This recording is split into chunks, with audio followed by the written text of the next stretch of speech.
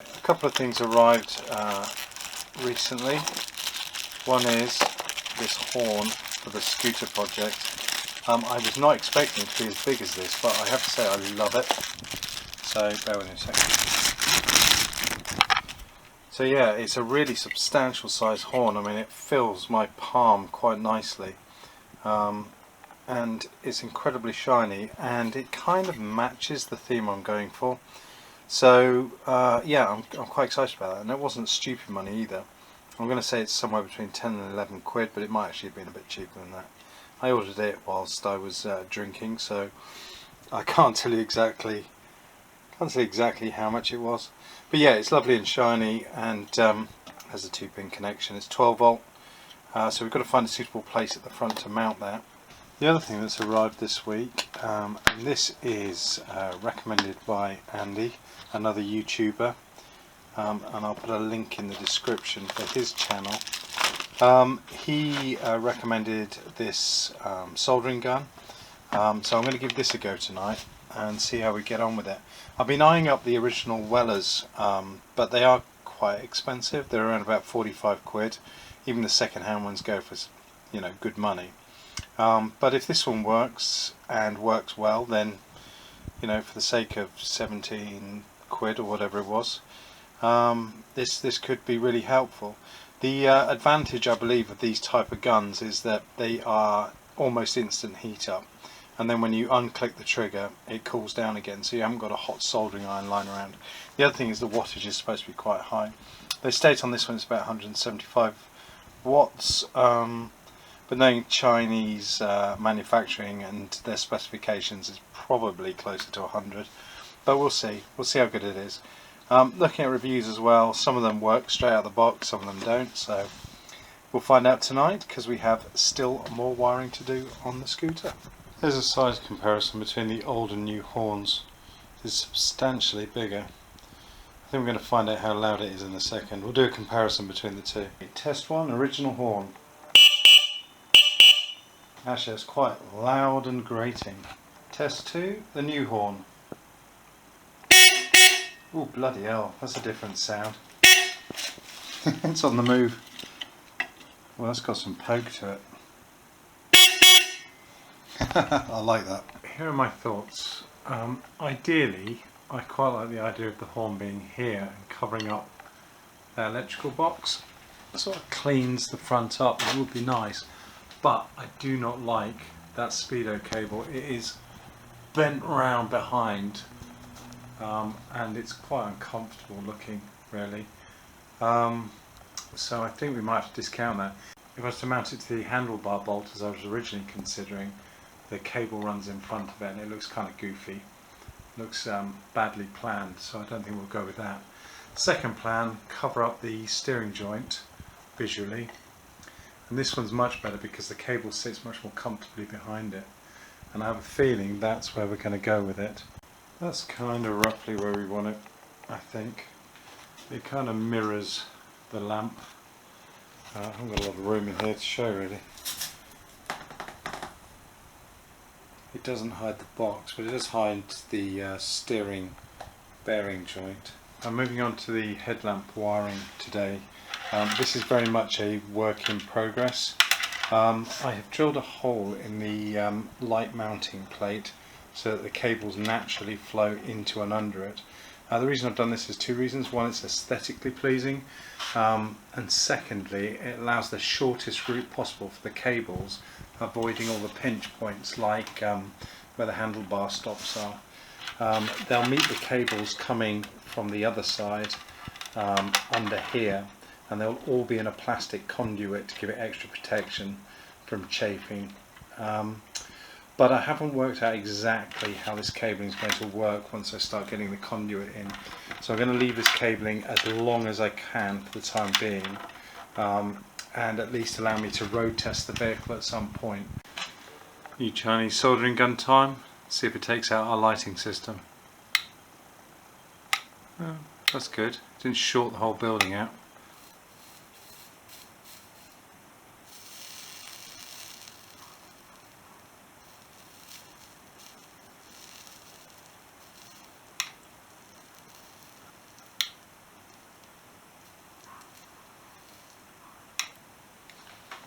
It solders, we'll give it that. It seems to heat up in sort of 7-8 seconds, something like that. I think I need a bit more control with the tip. I think I'm tinning the wires too far up and down, which makes them a bit inflexible.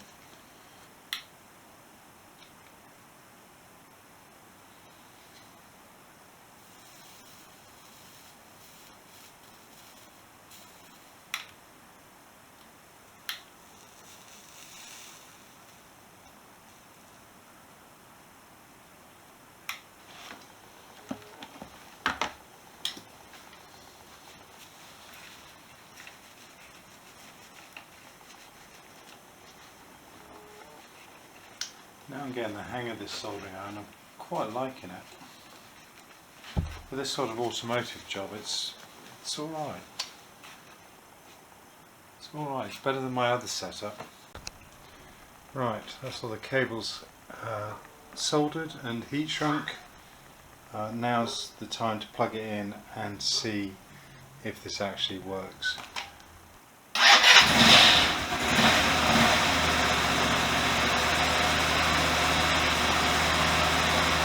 Side lights,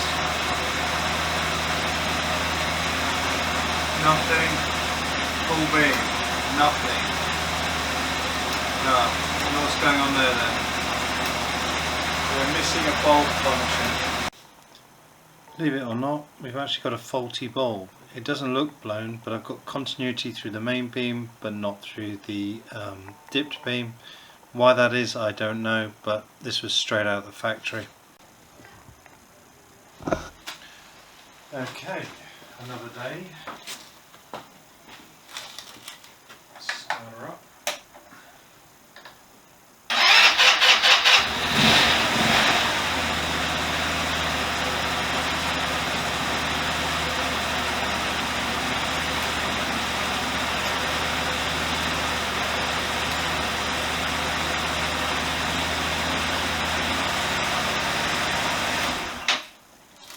Perfect. The new bulb has cured the problem. For the last 3 evenings, we're now on day 4, Friday afternoon. I've been working on the wiring, tidying up the lengths of all these cables coming out of the various switches. So I've done the left hand side and I've done the right hand side, and as you can see I've staggered all the joins so that they don't all line up and bunch together in one place. But that isn't the point of this little segment. I got fed up of trying to solder 2 bits of cable together with one hand while soldering with the other. I have got a new soldering iron which I'm finding very, very useful. What I've done today is I've made a tool to help me out. It's just a little bit of steel with 5mm holes drilled in it, and then crocodile clips from my helping hand stuffed into those holes, and then some heat shrink on the top of the crocodile clips to help protect the cabling. What this enables me to do is to hold 2 wires right next to each other and allow me to solder them, and it's particularly useful in tight spaces and when you've got a bird's nest of wiring. So I'll give a quick demo of this. I'm quite pleased with the way it's worked so far, yeah, I'll show you what it does. A few seconds to install, and you can see that they just hold the 2 tinned ends next to each other on this earth wire. I'll fire up the soldering iron and just put a blob of solder on there, and within seconds that should be joined. And it's a great way of holding the 2 sides perpendicular so you get a nice surface area contact. Right, I'm going to try and film this one-handed whilst trying to focus on what I'm doing.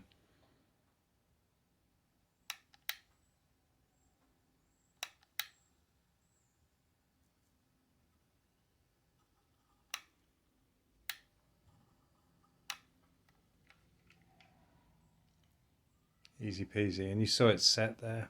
It sort of suddenly goes from shiny to matte as it sets off. Lovely. All the cabling has now been shortened. I know it's still naked cabling, but these will be sheathed, and at least they run in straighter lines and they're not all sort of bunched up and wandering off down the hole, the orifice.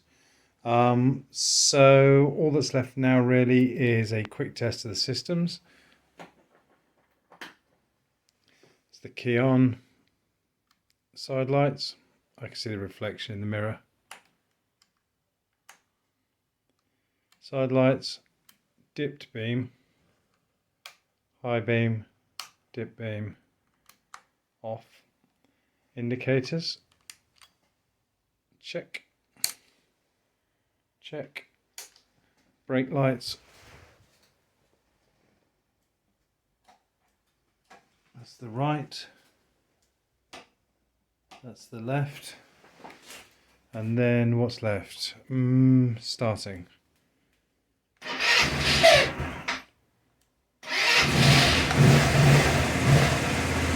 That works. And the horn.